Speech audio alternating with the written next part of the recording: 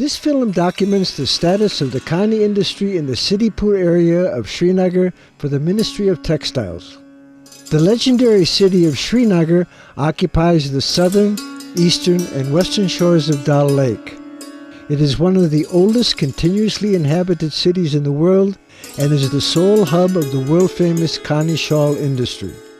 Saidpura Achan, generally known as Saidpur, is situated on the west side of Dal Lake and provides a microcosmic view of the new Srinagar, where large houses have been financed by the growing local economy. Agriculture traditionally was the basis for the local economy, which now has been supplanted by new businesses. The main entrance to the business street of Saidpur is in the south, leading to a chowk where a recent addition of a J&K bank branch along with an ATM is indicative of the area's growing stature. Khani Jamavar weaving is the most exquisite handicraft the world has ever seen.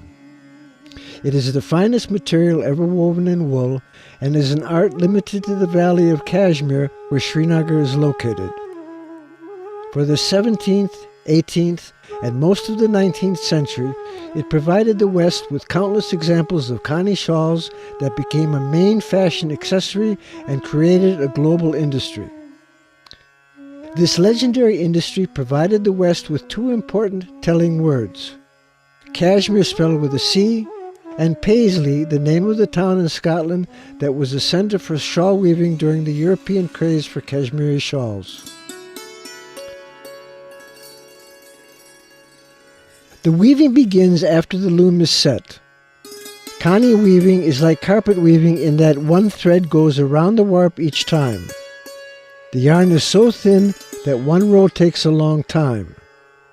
After every few rows, the material is pressed down. Scissors trim off the yarn when needed. If by mistake yarn splits off, deft fingers rejoin the pieces with an artistic hidden splice. Production seldom exceeds 1/4 of an inch per day.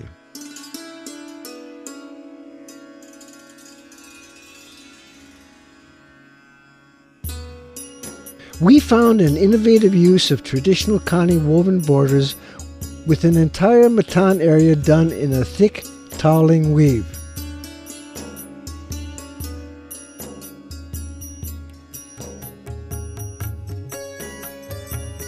Herringbone design is a long-standing traditional design concept that is used both in pashmina and Khani shawls. This weave was seen in one household busy weaving uncommon items like blankets, stoles, and scarves for an ensemble in thick, spun pashmina yarn for a chain of foreign boutique stores. Ikat weaving is another long-standing traditional design concept shown here in a large format. Ikat designs in a smaller format. A large format ikat design shows how the weaver threads the bobbin through. Raw wool is sold in 2, 4, or 10 kilogram lots. There are two types of raw wool, Ladakhi or Kutcha wool, and the Chinese. Industrial houses clean both types of wool using machines. A bank of machines cleaning pashmina wool. Pashmina wool is used in both Khani and pashmina weaving. The weighing of raw wool carefully and bagging it up in 2 kilogram bundles. The middleman goes house to house delivering small parcels of raw cleaned wool and collecting the spun 2-ply yarn previously left. Everything is very carefully weighed. Middlemen are one of the keys to the production of Khani shawls. The process of combing the wool uses a kangin that is affixed on top of a wooden stand. After combing, the wool is patted down into round balls, which are stored in earthen pots. Fine rice powder is sprinkled on top, and a layer of leaves of hak, of Kashmiri variety of spinach, is gently placed to keep it cool.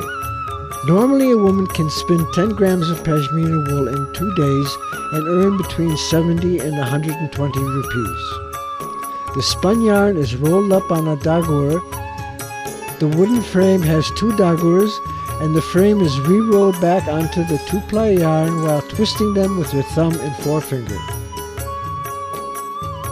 The woman who has now spun 10 grams of pashmina in 2-ply yarn has to put it into a figure-8 fashion on a pair of tuns to facilitate easier unraveling onto a prachi. 9 such lengths of 18-inch long spun double-ply yarn make a gund. 10 grams make about 2 barag of about 100 to 170 guns. When one gund of double-ply spun yarn is ready, it is immediately tied to an earlier one, not breaking the thread. By counting the number of tied-up knots, it is easy to calculate how much she gets paid. The spun yarn is collected by the middleman, who carefully weighs the product. After many collections, the spun yarn is weighed. At this point, the process of dyeing begins. Although with chemical dyes the usage of natural dyes has been greatly reduced, some natural dyeing still takes place when the buyer wants it. Pashmina wool is dyed in any color needed, but quantities have to be very carefully calculated, as any extra is waste and any shortfall would lead to a slightly different shade in the next lot of dyed wool. The skeins are soaked and washed in rita, which acts as a sealant. The rita and the starch are boiled simultaneously, although the processes are different. Washing skeins helps the wool to become strong. After boiling, the rita seeds are removed from the soapy mix and a froth is prepared by adding a bit of water and stirring vigorously. Skeins are squeezed to get all of the soapy rita water out and are not rinsed with water. Then the skeins are twisted to hang on a bar to dry in the sun.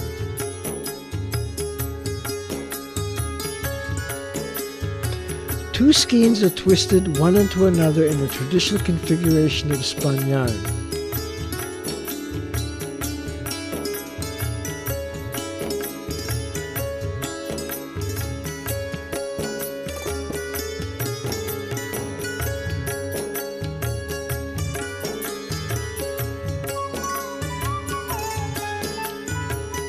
The rings are now called miller. The process of starching follows, where rice is boiled in water and the water is then separated as starch. Finely ground flour, maida, is sprinkled on top and stirred, making sure there are no lumps. It cools and skeins are soaked for half an hour. The skeins are again put on 2 tuns and the yarn is picked up unraveling from the figure 8, rolling onto the prachi to dry. The prachis are rotated in 2 hands, rolling the yarn from one to another. It helps in drying and stretching. The skeins are opened up, stretched in both hands, patted out to spread, and stretched.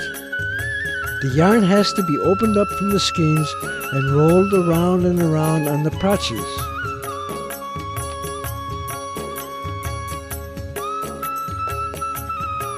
Down yarn is done by 2 persons outside and is where the spun yarn becomes the warp. Starch yarn is tightly wound around wooden rods fixed into the ground. It stretches the yarn into the size needed for the warp. When the yarn on one prachi is used up, the next one is spliced on.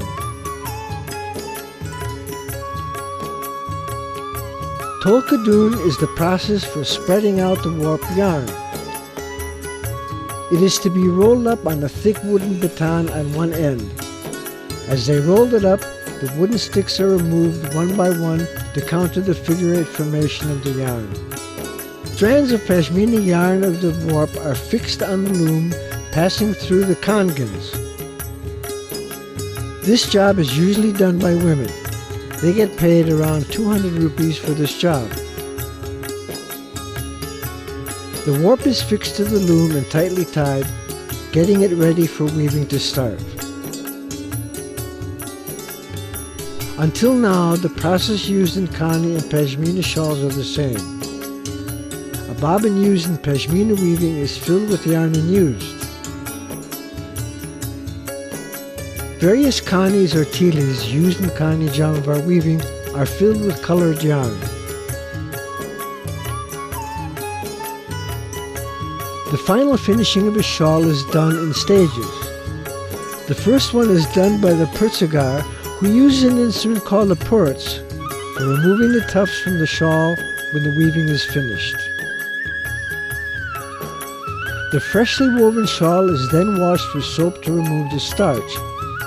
This is done by a dhobi, who usually is situated near a river because the river water has natural minerals that bring out the sheen. Dhobis are not in the Saidpura area. When all of these processes are over, the shawl is put through a presser at a dry cleaner, which is not in Saidpura. Dry cleaning costs 70 rupees for pashmina and 200 rupees for kani. The talim maker's job is one of the toughest and all the processes involved in making the finished product. Most of them are old and experienced. With the advent of computers and young people learning to use them, they are sometimes used for designs, which is one of the reasons new shawls look bland compared to traditionally made ones. When the old talim maker's skills are used in conjunction with computers, the results are much better. Saidpura does not have talim makers. There is only one woodworking shop in Saidpura. Besides looms, he also makes kangan of different sizes, charkas, tuns, kanis, and dagas were used in producing shawls. Because the shop is in the carpentry business, he also makes doors and windows for buildings.